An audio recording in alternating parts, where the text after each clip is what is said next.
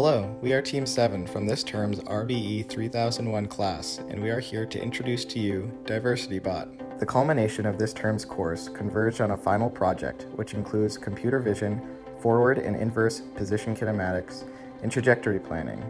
Each facet worked together to accurately move a 3 degree of freedom robotic arm manipulated by 3 standard servos, each controlling one link of the arm and 1 microservo for the gripper, all controlled by an itsy-bitsy microcontroller. Using MATLAB, the arm had the ability to pick and place colored items in a 3-dimensional workspace. DiversityBot's name originates from our group representing 3 countries, 2 undergrad majors, and over 5 languages spoken between the group. Much like our team's diversity, DiversityBot is equally as diverse. It has the ability to move in 3 degrees of freedom, identify and sort colored spheres, as well as identify unique objects that don't belong and discard them to the outer limits of the workspace. We calculated the DH table from the reference frames of the robot in the home position, which allowed us to find the forward kinematics and inverse kinematics of the arm. We used forward kinematics, which is the use of kinematic equations of a robotic arm to compute the position of the end effector from specified values for the joint parameters. We also used inverse kinematics, which is the inverse process of forward kinematics. Trajectory generation was also a big part of this project. We used cubic trajectory planning to create smooth trajectory paths to connect 2 endpoints.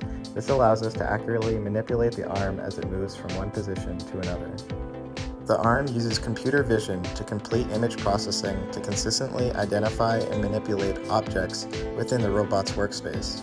More specifically, it can locate plastic balls and sort them by color. It features the megapixel USB camera for this project, where we had to intrinsically and extrinsically calibrate the camera. This was the first step towards obtaining the intrinsic parameters of the camera's matrix.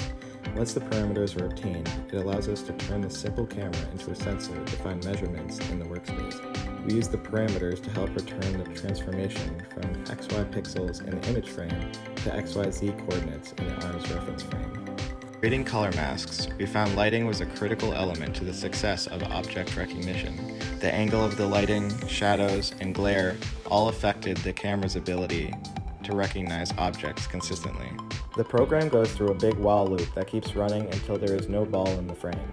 It detects color by color if there is a ball, first with yellow, then red, green, orange, and the extra object.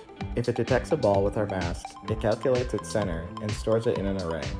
This array is checked every single if loop, 1 per color and the random object. If the array is empty, it goes to the next color. If the array is not empty, it runs the code that calculates the real center and sends these coordinates to the function that calculated these coordinates with the robot reference frame and the inverse kinematics to get the joint angles that we will need to send our robot to that position.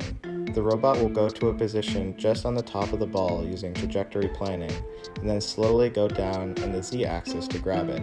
Then it will direct itself to the corresponding box for that color. The program takes a new picture every if loop to make sure it updates. Lastly, we implemented dynamic camera tracking, which allows the robot to actively follow a targeted object. We hope you learned a little bit about forward and inverse position kinematics, trajectory planning, and computer vision. We hope you had fun, and we want to thank you for watching.